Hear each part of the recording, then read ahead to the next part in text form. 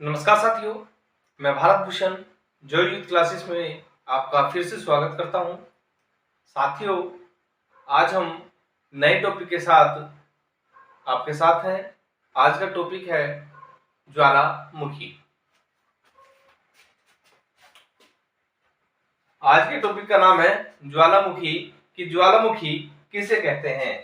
अगर अंग्रेजी की बात करें, ज्वालामुखी को अंग्रेजी में वोल्केनो के नाम से जानते हैं। वोल्केनो। ज्वालामुखी क्या होता है? दिमाग में एक आकृति बनी हुई दिखाई देती है, इसे हम शंक्वाकार भी कह सकते हैं, क्योंकि शंकु का आकार भी ऐसा ही होता है, हमने गणित में पढ़ा। इस तरीके से ज्वालामुखी का एक चित्र होता है।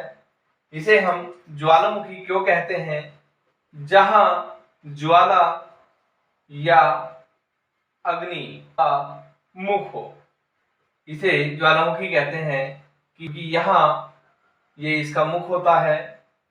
जिस मुख से ये ज्वालामुखी निकलती है उसे नलिका नाम दिया जाता है कि ये नलिका है, जिससे ज्वालामुखी पृथ्वी की आंतरिक संरचना से, आंतरिक स्थिति से इस नली के द्वारा जो मैग्मा है, मैग्मा क्या होता है? ये लावा प्लस गैस का एक सम्मिश्रण होता है। अब आप कहेंगे कि लावा क्या है या मैग्मा क्या है? मैग्मा जो आंतरिक संरचना में ठोस पदार्थ मिलते हैं, ठोस पदार्थ जिसमें हम सेल ले सकते हैं, सेल या चट्टान, जिसे सेल या चट्टान नाम देते हैं। तो ये हमारे जो ठोस पदार्थ है वो पृथ्वी की आंतरिक संरचना में स्थित तापमान के द्वारा पिघलकर बिल्कुल तरल पदार्थ बन जाता है, जिसे हम ज्वालामुखी के अंदर मैग्मा का नाम देते हैं। अब यही मैग्मा इस नलिका के द्वारा, जब इसमें गैस की मात्रा अधिक हो जाती है, मैग्मा की मात्रा अधिक होती है, तो इस नलिका के द्वारा ये विस्फोट करता हुआ बाहर निकल जाता है, बड़ी स्पीड से बाहर निकलता है। तो यहीं से ये जब ये बाहर निकल करके पृथ्वी की बाहरी रचना पर या धरातल पे कह सकते हैं, धरातल पर फैलता है, तो ये लावा का रूप धारण कर देते हैं, क्योंकि लावा आ गया, जलजला आ गया, लावा। तो ये लावा का रूप धारण कर लेता है, क्योंकि इससे जब ये पृथ्वी आंतरिक संरचना से बाहर आती है तो इससे गैस अलग हो जाती है। जो गैस है वो इससे अलग हो जाती है और ये केवल एक लावा का रूप धारण कर लेता है कि ये लावा है। मैग्मा दो भागों में बढ़ जाता है, गैस के और लावा के। तो गैस ये ऊपर चली जाती है, उड़ करके ये ऊपर उड़ जाती है गैस धुएं के रूप में, और यहाँ अग्नि के रूप में ये लपटें यहां से निकलती है। अग्नि के रूप में ये लपटें निकलती है और ऊपर ऊपर धुआं, नीचे नीचे अग्नि होती है। तो यही हमारी ज्वालामुखी होती है। साथियों, बात करते हैं कि ये जो ज्वालामुखी है, इसका निर्माण, सबसे पहले ज्वालामुखी के बारे में पढ़ा कि हमारे मन में एक आकृति बनी कि शंक्वाकार एक आकृति होगी जिसके अंदर मैग्मा होगा, और मैग्मा जब बाहर आता है तो लावा बन जाता है। अब ये अंदर इसके, आप कहेंगे कि इतनी गर्मी कहां से आती है? तो हमने पृथ्वी की आंतरिक संरचना के बारे में आपको पढ़ाया था एक वीडियो में, अभी पीछे वीडियो थी, उस वीडियो को आप देखना। तो पृथ्वी की आंतरिक संरचना को जब हमने पढ़ाया तो पृथ्वी की आंतरिक संरचना को तीन भागों में बांटा था, जिसे हम भूपृष्ठ, मेंटल और क्रोड के नाम से इसे जाना जाता था। क्रोड। तो जब हम क्रोड वाली स्थिति में आते थे, इस वाली स्थिति में आते थे, तो यहाँ का जो टेम्परेचर था वो अधिक था, और यहाँ नीफे नाम की यहाँ पर सैले पाई गई या नीफेम यहाँ पर पाया गया, जैसे निकिल और फ्रेयन कहते हैं। इसमें निकिल और लोहे के इसके अंदर तत्व पाए गए। तो ये तरल अवस्था में थे। तो यहीं से हमारी मेंटल के पास से यहाँ से हमारी जो वोल्केनो है या ज्वालामुखी है उसका निर्माण होता है। और पृथ्वी की आंतरिक संरचना में हमने पढ़ रखा है कि प्रत्येक 32 मीटर की गहराई में जाने के बाद 1 degree Celsius temperature centimetre Celsius temperature इसका बढ़ जाता है जब हम पृथ्वी की आंतरिक संरचना में जाते हैं। तो साथियों, ये जो 32 मीटर का जो मैंने सब एक जो अंदर आकलन किया है कि इतनी दूरी के बाद 1 डिग्री सेल्सियस का तापमान बढ़ जाता है, तो ये तापमान और भी ज्यादा हो जाता है जैसे जैसे हम इसके अंदर जाते हैं। तो पृथ्वी की आंतरिक संरचना में विभिन्न प्रकार के तत्व पाए जाते हैं जिनके कारण ज्वालामुखी उद्गार होते हैं। ज्वालामुखी उद्गार के कारण नंबर 1 है भूगर्भ में ताप का बढ़ना। अब ये ताप का बढ़ना क्या है भूगर्भ के अंदर, क्योंकि पृथ्वी की आंतरिक संरचना जो अभी हमने बताई थी 3 परतों से मिलकर के बनी होती है, जिसे हम भूपृष्ठ,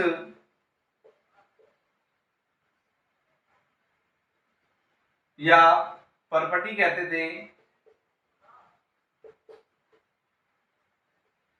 दूसरी को मेंटल कहते थे और तीसरी को क्रोड।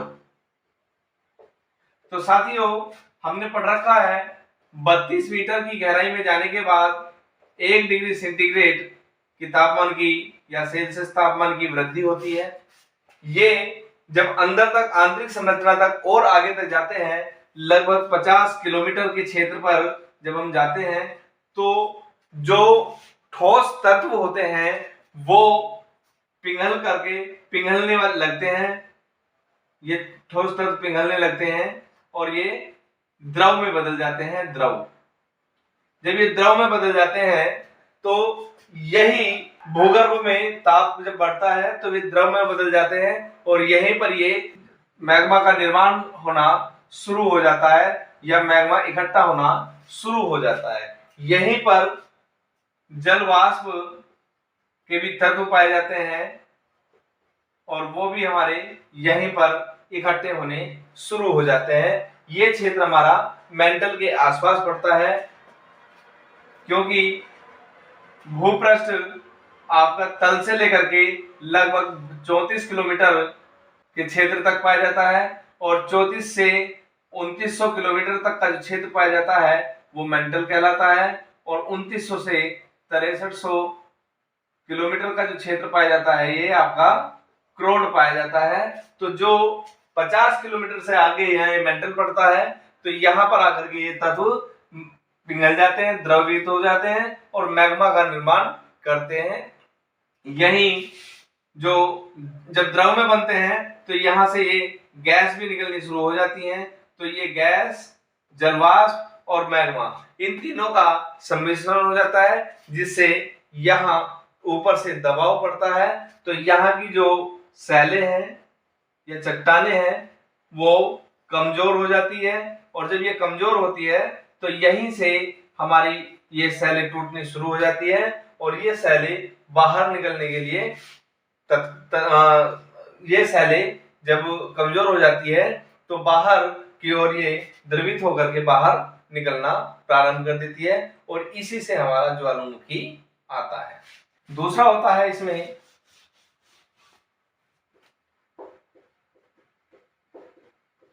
गैसों में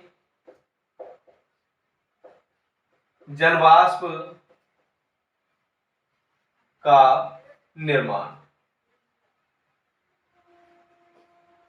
इसे गैसों में जलवाष्प का निर्माण भी कह सकते हैं या ये कह सकते हैं कि पृथ्वी की आंतरिक संरचना में विभिन्न प्रकार की गैसें पाई जाती हैं, जैसे सल्फर डाई ऑक्साइड जिसे SO2, carbon die oxide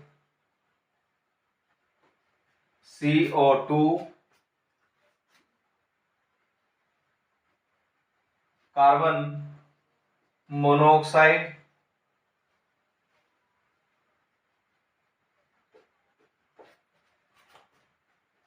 CO hydrogen, H2O ammonia, NH3। ये सारे तत्व पृथ्वी की आंतरिक संरचना में पाए जाते हैं। तो जब ज्वालामुखी विस्फोट होता है तो ये सारे तत्व हमारे गैस के रूप में बाहर निकल आते हैं। जब हम जल की बात करते हैं तो महासागरीय जल अनेक माध्यम के आधार पर पृथ्वी की आंतरिक संरचना में चला जाता है, पृथ्वी के आंतरिक भाग में चला जाता है ये जल। और जब ये तत्व गर्म होते हैं तो जल से क्रिया करके ये वाष्प का रूप धारण कर लेते हैं और पानी के महीन कण इसमें मौजूद होते हैं। और जब ये विस्फोट होता है तो ये पानी के कण के साथ ये बाहर आ जाते हैं और ये ज्वालामुखी का निर्माण करते हैं। लावा या मैग्मा का उद्गार, ये 3 पॉइंट होते हैं जो हमारी ज्वालामुखी उद्गार के कारण होते हैं। क्योंकि पृथ्वी की आंतरिक संरचना में जब लावा पाया जाता है तो वही लावा पृथ्वी की सतह से टकरा करके ठंडा हो जाता है और सैलों का निर्माण करता है। यह लावा पृथ्वी की आंतरिक संरचना से जब निकलता है तो वहां वो मैग्मा के रूप में होता है। और मैग्मा के रूप में जब ये होता है तो 4 प्रकार की इसमें मात्रा पाई जाती है। जो 35% से कम इसमें सिलिका की मात्रा हो तो उसे हम अतिपैठिक। अब ये जो लावा हमने बताया आपको कि ये अम्लीय लावा है, मध्यम लावा है, पैठिक लावा है, अतिपैठिक लावा है। 75% है, 55 से 75% है, 35 से 55% है या 35% से भी कम लावा है। तो इसकी ऐसे ही इसका गुण होता है। जो अम्लीय लावा होता है जिसके अंदर सिलिकॉन की मात्रा अधिक होती है तो वो अति गाढ़ा लावा होता है, क्योंकि इसके अंदर सिलिकॉन की मात्रा अधिक होती है और ये बहुत ही जल्दी वायुमंडल के अंतर्गत आते ही तुरंत ठंडा हो जाता है, क्योंकि ये बहुत गाढ़ा होता है। उसके बाद दूसरा आता है हमारा मध्यम लावा। ये मध्यम लावा के अंदर 55 से 75% सिलिकॉन पाई जाती है। तो ये इससे थोड़ा सा कम गाढ़ा होता है। गाढ़ा तो होता है लेकिन ये इससे पहले वाले से थोड़ा कम गाढ़ा होता है, इसलिए इसे गाढ़ा लावा कहते हैं। और ये इसकी अपेक्षा ये थोड़ा सा देर से ठंडा होता है और ये थोड़ा सा दूर तक फैल जाता है। लेकिन जब हम इस वाले 35 से 55% सिलिकॉन की मात्रा जब होती है तो पैठिक लावा होता है। दलदल की भांति धीरे धीरे फैलता है, धीरे धीरे इसकी गति होती है, धीरे धीरे और धीरे धीरे ये ठंडा होता है। इसमें से गैसें भी निकलती रहती है तो निरंतर, और ये धीरे धीरे ठंडा होता है। लेकिन जिसके अंदर 35% से भी कम आपकी सिलिकॉन होती है उसे हम दरारी लावा के नाम से भी जानते हैं, क्योंकि ये जो लावा है ये दरारों में पृथ्वी की आंतरिक संरचना के अंदर जो दरारें पाई जाती हैं उसके अंदर भी ये आसानी से चला जाता है और धीरे धीरे ठंडा होता है, क्योंकि दरारें इसके ताप को भी आगे बढ़ा देती है। क्योंकि ये जो दरारें हैं पृथ्वी की आंतरिक संरचना में जो दरारें पाई जाती हैं तो ये 32 मीटर से जब नीचे हम जाते हैं तो वैसे ही तापमान अधिक होता है, तो ये हमारा धीरे धीरे ठंडा होता है। साथियों, ये आज का वीडियो था। अब नेक्स्ट वीडियो में हम इसके प्रकारों के बारे में बताएंगे और इसके क्षेत्र के बारे में बताएंगे। तब तक के लिए धन्यवाद।